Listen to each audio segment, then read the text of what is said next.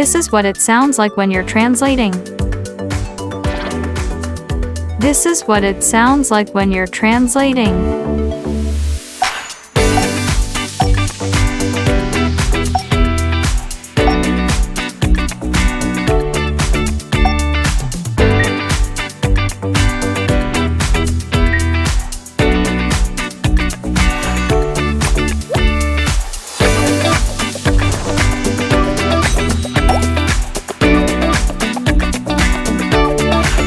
Excuse me, is there a traditional Spanish restaurant nearby?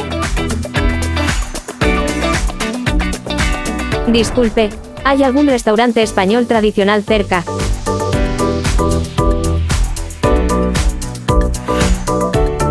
Hola, hay un restaurante famoso al otro lado de la calle. Hello, there's a famous restaurant on the other side of the street.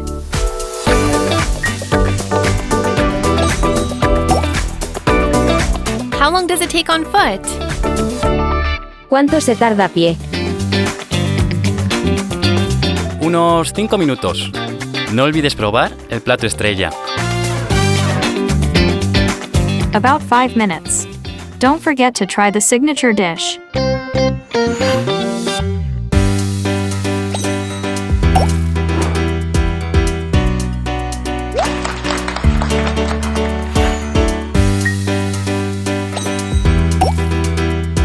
Thank you for your help. I will try your recommendation. Gracias por su ayuda. Voy a probar su recomendación. Un placer. Espero que te guste. My pleasure. I hope you like it.